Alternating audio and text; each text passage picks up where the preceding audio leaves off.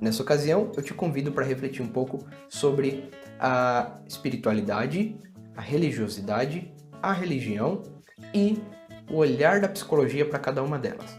Independente da abordagem psicológica, levar em consideração as múltiplas dimensões que constituem o ser humano é indispensável se o objetivo é promover qualidade de vida e bem-estar dessa pessoa. Sem o devido acolhimento à integralidade do ser, ainda que nem todas as dimensões precisem ser trabalhadas diretamente no processo terapêutico, perde-se parte importante daquilo que promove o diálogo interno e que colabora para o desenvolvimento da pessoa.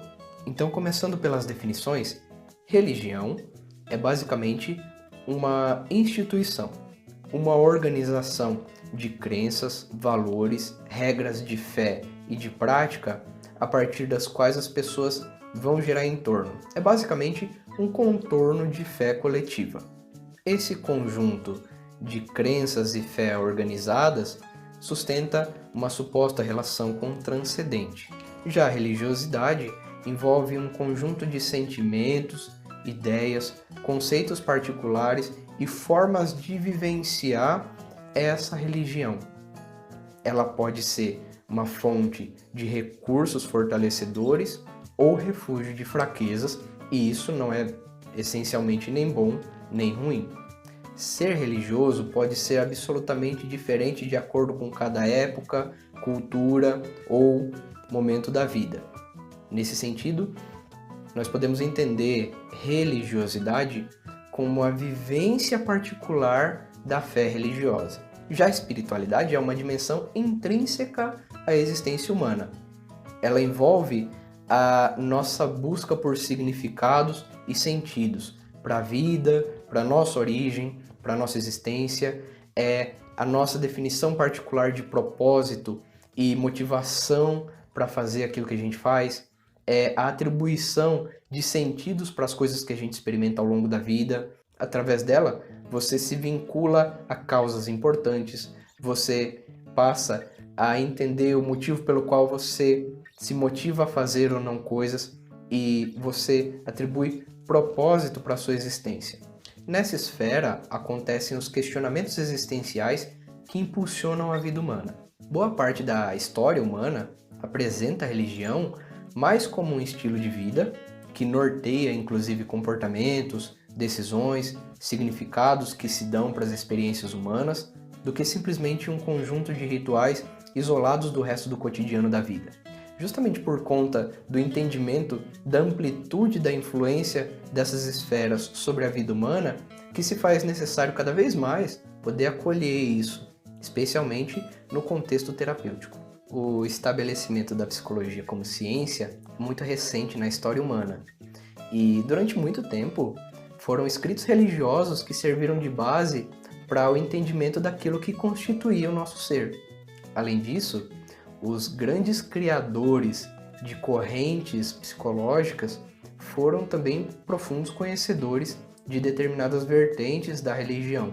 Sigmund Freud, Carl Jung, Carl Rogers, Fritz Perls, todos tiveram contato em algum nível com diferentes vertentes religiosas. E, claro, nem todas as análises que eles fizeram a respeito da influência religiosa sobre a condição humana foram positivas.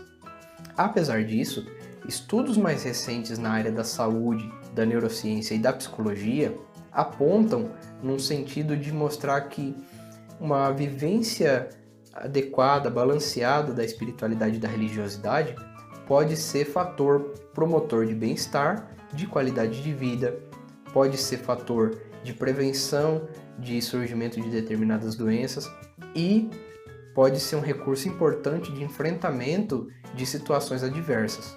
Atualmente, o diálogo entre ciência e religiosidade tem caminhado. A passos devagares, é verdade, com alguns pontos de tensão, mas existem inúmeras iniciativas de pessoas que têm buscado compreender de forma complementar o papel de cada uma delas sobre a vida humana. A ciência busca compreender fenômenos, dar explicações para eles, dar explicações para o motivo pelo qual eles acontecem.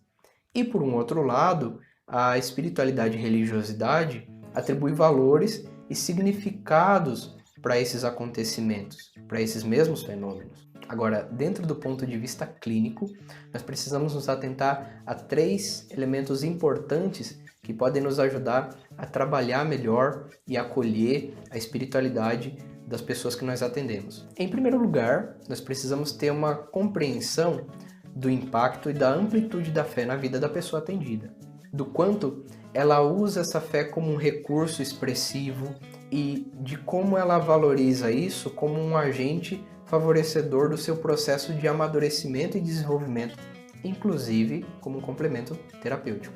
Um outro ponto muito importante é que nós precisamos aprender a conhecer o nosso próprio histórico de contato com essa dimensão de espiritualidade.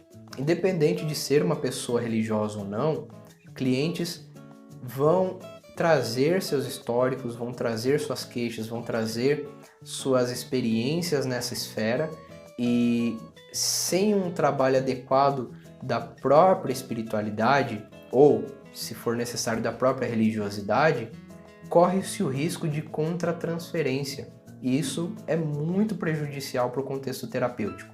Aliás, é importante a gente falar que muitas pessoas buscam terapeutas baseado na possibilidade deles serem dessa ou daquela religião. E isso parte de uma fantasia de que o psicólogo possa induzir a pessoa a mudar de fé ou abandonar a religião. E, a bem da verdade, existem profissionais que ferem gravemente o código de ética quando fazem isso. Nós somos pautados por um código de ética que veta qualquer tipo de indução à filosofia, à vertente política, à vertente moral e religiosa. A prática do profissional psicólogo deve ser pautada pela laicidade. E laicidade não tem a ver com o sufocamento das expressões religiosas, mas com o respeito e a abertura para acolher todo tipo de manifestação religiosa. É extremamente relevante promover uma prática psicológica pautada na seriedade da experimentação, na comprovação científica, mas isso não significa fechar os olhos, cruzar os braços para aquilo que o cliente traz como experiência de vida, de fé, de consciência, se acautelar contra o fundamentalismo profissional e teórico e está bem fundamentado para desconstruir argumentos reducionistas e práticas de violação de direitos. E além disso, acolher a expressão de religiosidade e espiritualidade do cliente só tem a agregar para a nossa prática profissional. O diálogo entre os saberes pode produzir muitos frutos bons, porque de uma forma ou outra, tanto do ponto de vista da espiritualidade quanto do trabalho terapêutico, nós acessamos o que há de mais sagrado dentro da pessoa humana.